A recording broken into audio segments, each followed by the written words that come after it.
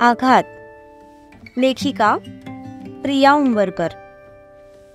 वाचक स्वर सिद्धी गायकर.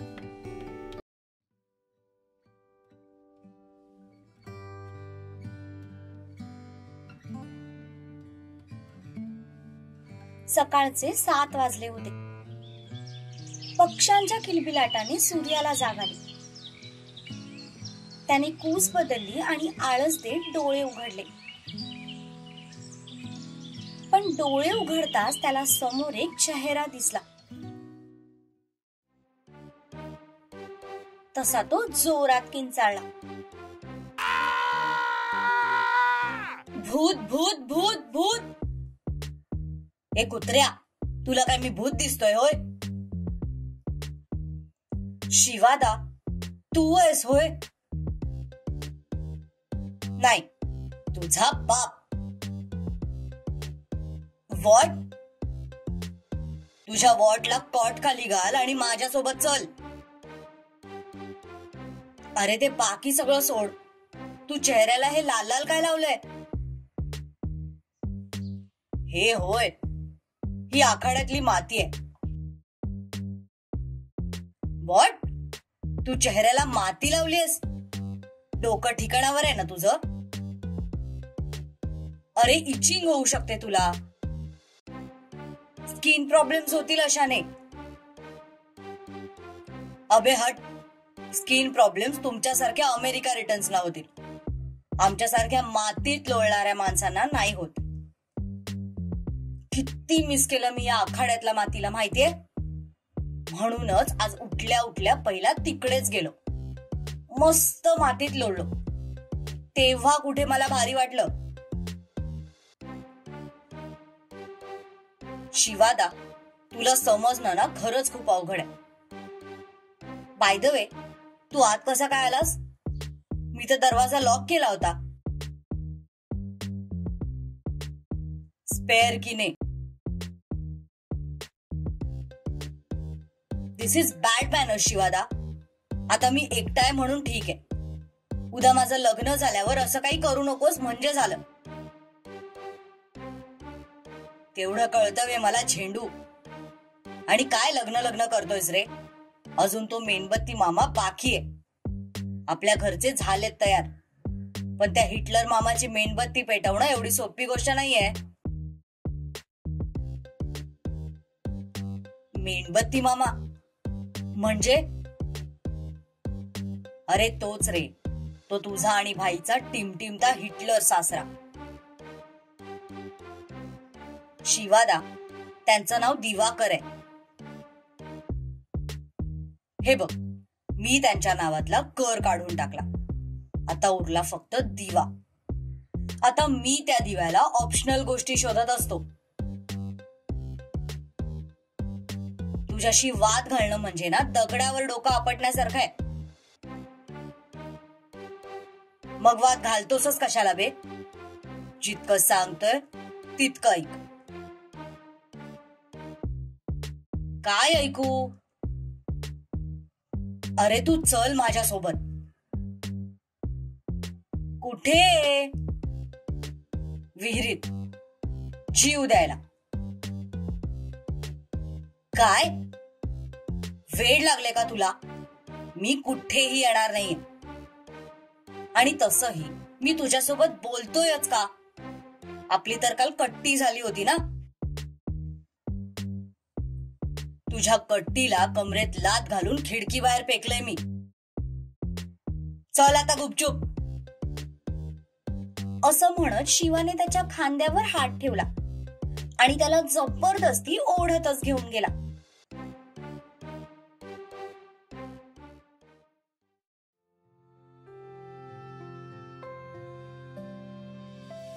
अगं सुनबाई, शिवा सूर्या उठले का नाही अजून? माहित नाही अक्का साहेब, मी बघून येऊ का?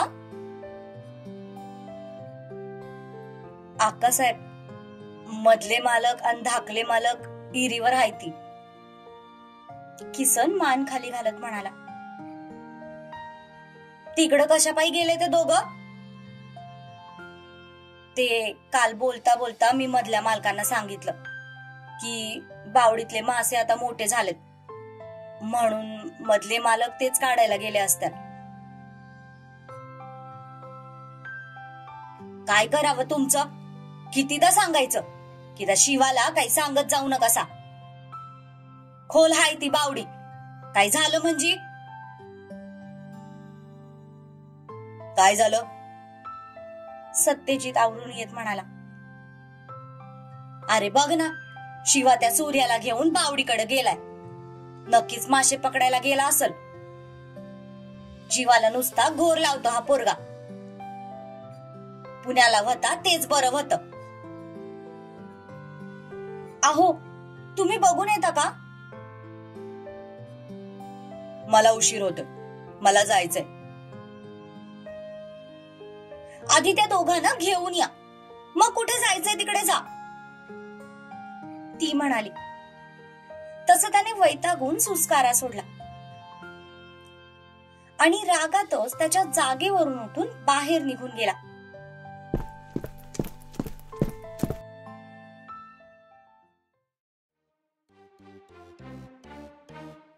शिवादा, अरे ही विहीर खूप खोल आहे. ऐक माझं, नको उतरूस यात.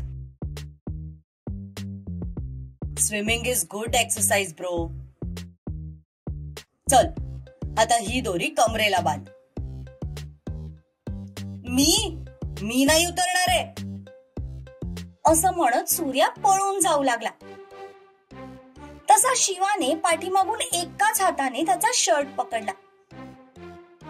तो पुढे पळायला हातपाय मारत होता, पण शिवाने पाठीमागून त्याचे ब्रेक हातानेच दाबलेले होते, त्यामुळे तो पुढे जाऊ शकत नव्हता. अरे घाबर गुंड्या, पोहता येतं ना तुला, मग कशाला घाबरतोयस? अरे स्विमिंग पूल मध्ये पोहणं आणि विहिरीत पोहणं वेगळं असतं रे. खूप वर्ष झालेत मला विहिरीत उतरून, आता सवय नाही राहिली. सवय नाही राहिलीये तर करून घे. मातीशी तुटलेली नाळ पुन्हा जोडून घे. असं म्हणत शिवाने त्याच्या कमरेला दोरी बांधली आणि त्याचं दुसरं टोक विहिरीच्या कडेला असलेल्या खोडावर बांधलं. चल मार आता उडी. कमीत कमी 4 मासे तरी पकडलेच पाहिजेस तू. नाही, मी इतक्यावरून उडी नाही मारणार.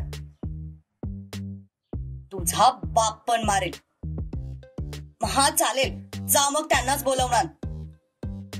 असं म्हणत सूर्या परत पाठीमागे वळला. तसं शिवाने परत त्याचा शर्ट हातात पकडला आणि त्याला डायरेक्ट विहिरीत ढकलून दिलं. तसा मोठ्याने ओरडत सूर्या विहिरीत पडला.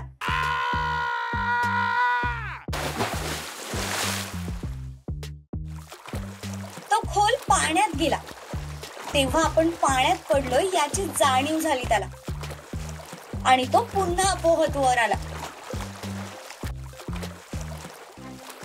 आणि स्वतःचा बॅलन्स साधत खूप रागात वरती असलेल्या शिवाकडे पाहिलं. तुझ्यासारखा भाऊ असण्यापेक्षा 10 शत्रू परवडले. 1 नंबरचा हरामी आहेस तू. माहितीये मला, काहीतरी नवीन सांग. आता काय करू मी इकडे? विहिरीत भरपूर मासे आहेत, फूट मसाज करून घे. शिवा कठड्यावर बसून बोरं खात म्हणाला. शिवादा, अरे आता गेलाच आहेस तर पकड ना मासे. दुपारी मस्त माशाचं कालवण खाऊ. शिवादा, तुझं नाव मी भाईला सांगे ना. हा जा, सांग जा. मी नाही घाबरत भाईला, तो म्हणाला. तितक्यात त्याला खांद्यावर कोणीतरी हात ठेवल्यासारखं जाणवलं. कोण आहे बे? असं म्हणत तो पाठीमागे वळला तर त्याच्या पाठीमागे हाताची घडी घालून सत्यजित उभा होता. भाई, काय करताय तुम्ही दोघं इथे? भाई काय नाही. सूर्या म्हणत होता बरेच दिवस झाले विहिरीत हातपाय नाही मारले, म्हणून त्याला जरा स्विमिंग करायला घेऊन आलं होतं. थोबाडाला काय लावलंय हे?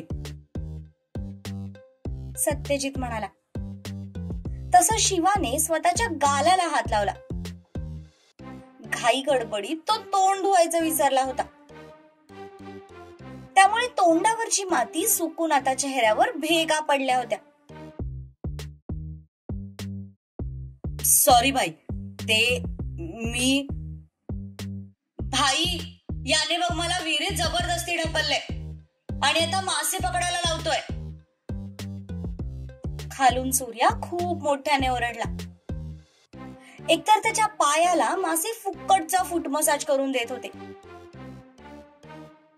त्यांच्या चावण्याने तो फ्रस्ट्रेट झाला होता. पण सूर्याने हे म्हणताच शिवाने घाबरून सत्यजितकडे पाहिलं. भाई, अरे खोटं बोलतोय तो. हो का? मग जा, त्याला खरं बोलायला शिकवणे आणि हे घाणेरडं थोबाड पण धुवणे. असं म्हणत सत्यजितने एकाच हाताने त्याला विहिरीत ढकलून दिलं.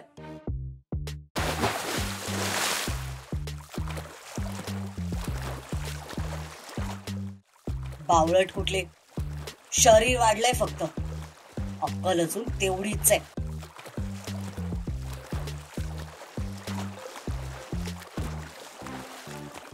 शिवा खाली जाऊन पुन्हा वर आला आणि बाहेर येत तोंडावरचं पाणी पुसलं. तर सूर्या त्याच्याकडे बघून फिदी फिदी हसत होता. दात काढणं बंद कर, नाहीतर अख्खा मासा कोंबेन तोंडात.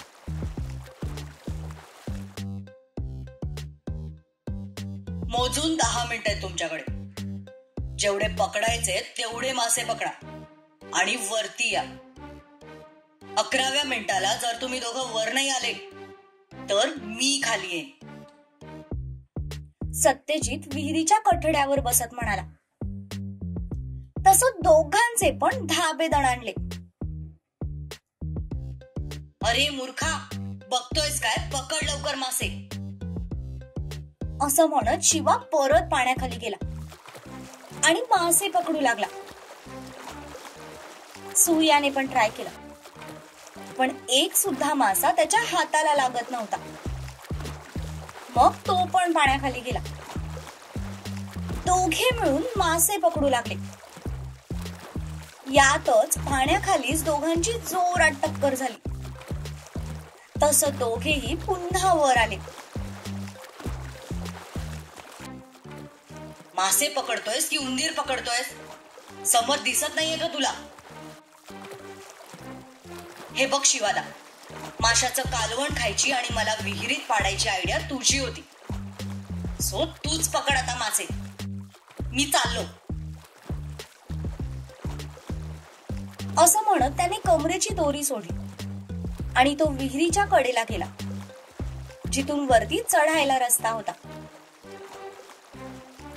बघ, मी जर मासे पकडले आणि घरी कालवण बनलं तर मी तुला मासाच काय, त्याचा एक काटा सुद्धा खाऊ देणार नाही.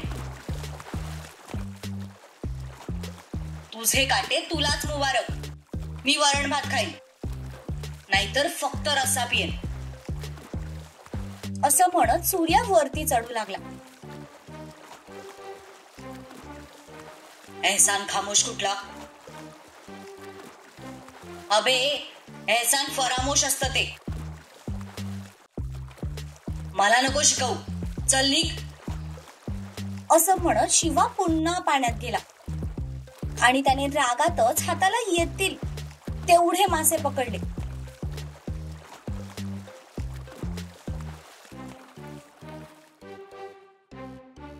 झालं का पाणी पाणी खेळून? सूर्या वरती येताच सत्यजितने विचारलं. भाई, मी शपथ घेऊन सांगतो, मी येतच नव्हतो. तोच मला जबरदस्ती ओढत घेऊन आला आणि त्यानेच मला विहिरीत पण ढकललं. उद्या तो म्हणेल तुझ्याऐवजी मी मांडवात बसतो. बसू देशील का त्याला? जा, निघ आता. सत्यजित म्हणाला. तसा तो चुपचाप तिथून निघून गेला. तो जाता सत्यजितने परत विहिरीत डोकावून पाहिलं.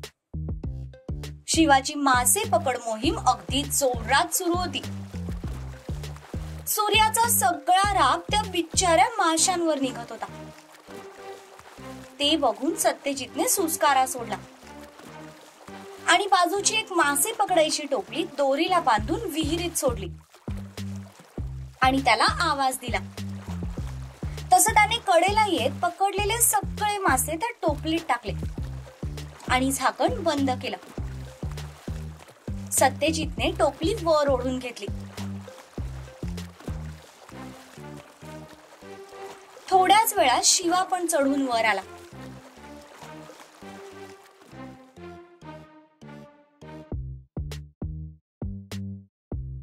झाली का हौस की अजून बाकी आहे? सॉरी भाई. शिवा, सुधर जरा. लवकरच दोघांचं लग्न होणार आहे. थोडा तरी सिरियसनेस असू द्या. अजूनही लहान असल्यासारखेच वागताय तुम्ही. भाई, अरे मासे खावेसे वाटले, यात सिरियसनेस कुठून आला? आणि आपलं ठरलं होतं ना त्याला स्ट्रॉंग बनवायचं म्हणून. मग म्हणून तू त्याला विहिरीत ढकललंस? त्याला पोहता येतं भाई.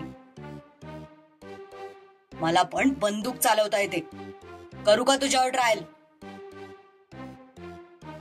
तुला समजावणं म्हणजे ना दगडावर डोकं आपटण्यासारखं आहे. शक्य होईल तितक्या लवकर स्वतःला सुधार, नाहीतर एक दिवस तुझ्या बायको समोर चोपून काढेन मी तुला.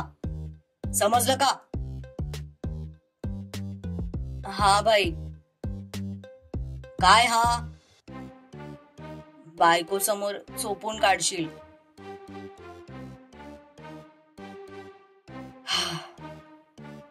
तुला ती म्हण माहितीये का? गाढवा समोर वाचली गीता आणि कालचा गोंधळ बरा होता. तसं आहे तुझं. मार खाशील पण सुधारणार नाहीस. पिंडो कुठला.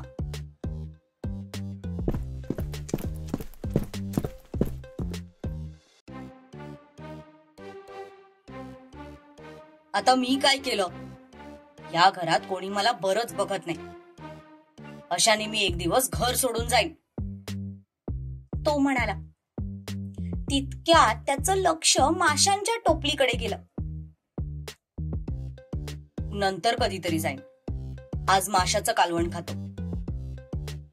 असं म्हणत त्याने टोपली दोरीपासून विलग केली आणि त्या माशांसोबत गप्पा मारता मारता घरी पोहोचला.